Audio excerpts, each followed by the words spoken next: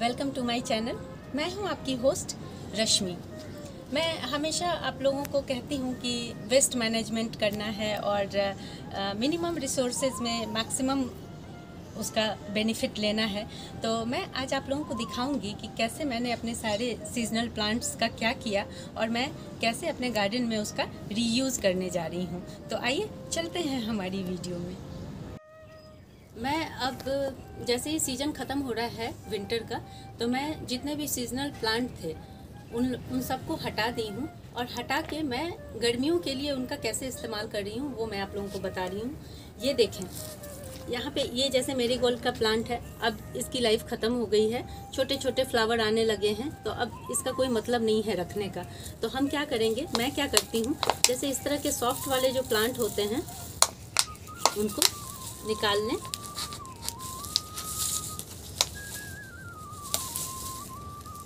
और जो हार्ड वाले प्लांट होते हैं इस तरह के जो सूख गए हैं उनका मैं क्या करती हूँ वो मैं आप लोगों को दिखा रही हूँ। ये जैसे देखें, इनको आप यहाँ पे ये देख रहे हैं, ये जितने सॉफ्ट टहनियाँ थी उनको मैंने इस तरह से रख रखा है और कुछ नहीं करना है। अगर आपके पास जैसे मेरी तरह इस तरह से स्पेस हो बालकनी में या छत पे, तो आप 2-3 दिन के लिए, चूँकि गर्मियाँ शुरू हो गई हैं, 2-3 दिन के लिए इस तरह से फैला दें। ये अपने आप ही क्रश हो जाती हैं सूख करके। और या फिर अगर आपको जल्दी चाहिए तो इसको हम इस तरह से छोटा छोटा कट कर लेंगे। ये बड़ा अच्छा, बहुत जल्दी सूख जाता है, तो आपका जगह भी ऑक्यूपाई नहीं करेगा और फटाफट सूख भी जाएगा। और जितनी भी मोटी स्टेम, जैसे डालिया की जो स्टेम होती है और मोटी मोटी और स्टेम्स होती हैं, उनका मैं कुछ अलग यूज़ करती हूँ, वो भी मैं आप लोगों को दिखाऊंगी। पहले मैं इसके बारे में बता दूँ। देखिए, जब इस तरह के जो भी सूखी पत्तियाँ होती हैं सॉफ्ट वाली, वो सब 4-5 दिन, अभी मेरे ये 2-3 दिन हुए हैं, 4-5 दिन सूख जाने के बाद कुछ इस तरह के हो जाते हैं। ये देखें, इसको क्रश करेंगे। ये आपकी मिट्टी को अच्छा बनाने के लिए सबसे सिंपल और बेस्ट तरीका है। अगर आपकी मिट्टी सख्त है, अगर आपकी मिट्टी में भुरभुरापन नहीं है और आपके पास स्पेस भी नहीं है कि आप लीफ कंपोस्ट बना सकें, तो उसका बेहतरीन उपाय मैं आप लोगों को इतने सिंपल वे में बता दी हूँ। आप इस तरह से, जैसे 2-3 दिन में ये पूरी तरह सूख जाएंगे, इस तरह से क्रश करके, और मैं आपको दिखा दूँ, यहाँ पे आप देखें मेरे कुछ ग्रो बैग्स हैं लगे हुए। इस तरह से मैं सिंपली उसकी मिट्टी को कवर कर देती हूँ। आइए दिखाती हूँ कैसे। आप यहाँ पे पहले से भी कुछ पत्ते देख रहे होंगे, और गर्मी का दिन है तो बहुत जल्दी मिट्टी गर्म हो जाती है। तो इसके लिए सबसे बेहतर उपाय है, मैं इसके किनारे किनारे करीब 2-3 इंच सूखी पत्तियों का इस तरह से मल्च कर देती हूँ, जिससे बाद में जब ये पूरी तरह सूख जाएगा, हम हल्की सी इसकी गुड़ाई कर देंगे तो ये हमारी मिट्टी में मिक्स हो जाएगा और आपकी मिट्टी बेहतरीन मिट्टी हो जाएगी, जिसमें भुरभुरापन ऑटोमेटिक आ जाएगा। उसमें कार्बनिक मैटर भी जितने होते हैं वो सब उसमें आ जाएंगे।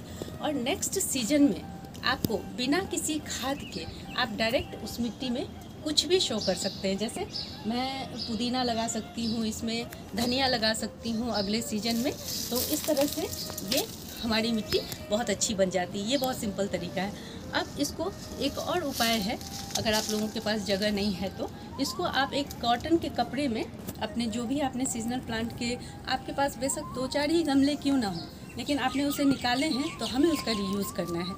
हम नेचर से जो लेते हैं हमें वापस उसमें डालना बहुत ज़रूरी है।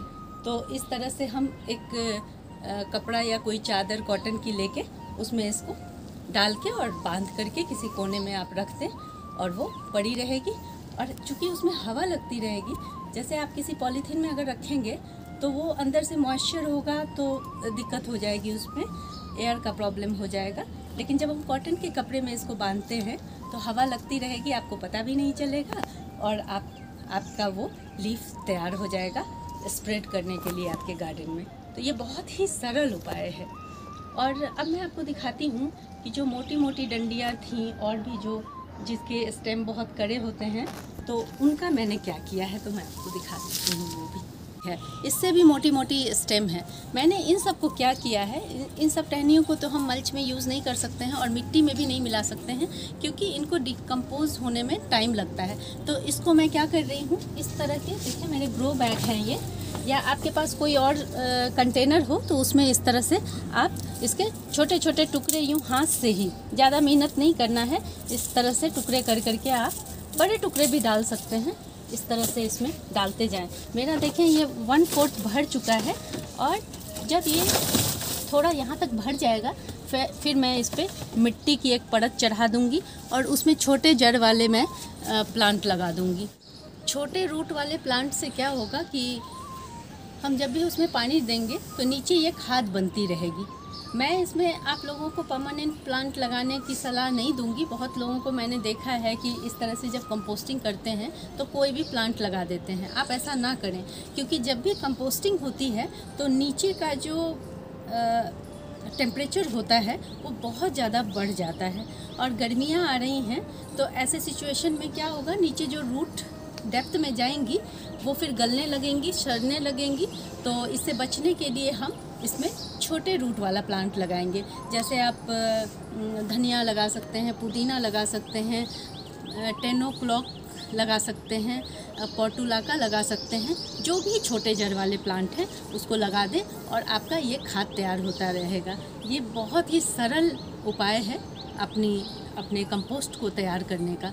तो अगर आप लोगों के पास इस तरह से जगह हो और आप लोगों के पास, प्लीज़ इसे ना फेंकें। आप लोग जो भी प्लांट या फिर प्रून की हुई पत्तियां होती हैं, डंडियां होती हैं, तो पत्तियों को आप मल्च में यूज़ कर लें और जो मोटी और कड़ी डंडियां होती हैं उनको इस तरह से अपने कंपोस्ट बीन में डाल दें, बिना मेहनत का आपका। और अगर आप लोगों के पास इस तरह का ग्रो बैग ना हो तो आप मिट्टी के कंटेनर या फिर गमले या फिर नॉर्मल किसी भी चीज़ का इस्तेमाल कर सकते हैं।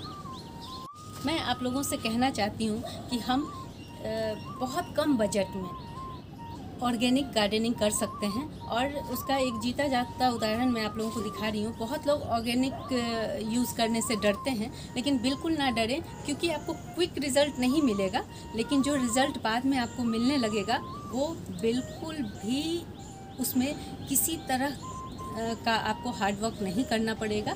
उसका एक ये उदाहरण देखें, ये मेरा प्लांट इस कदर अगर फूलों से भरा आपको ऑर्गेनिक गार्डनिंग में प्लांट मिले तो कितनी अच्छी बात है। आप इसका साइज़ देखें कितना बड़ा है, ये लग रहा है जैसे वो रोज़ वाली बेल होती है, कुछ उसी तरह का लग रहा है। इसके फ्लावर भी उसी तरह के दिख रहे हैं और आप मिनिमम रिसोर्सेज में मैक्सिमम यूटिलाइज़ करें। अगर आप लोगों को मेरी ये वीडियो पसंद आई हो तो प्लीज़ इसे लाइक, शेयर एंड सब्सक्राइब करना ना भूलें। Leave nature, love nature, thank you.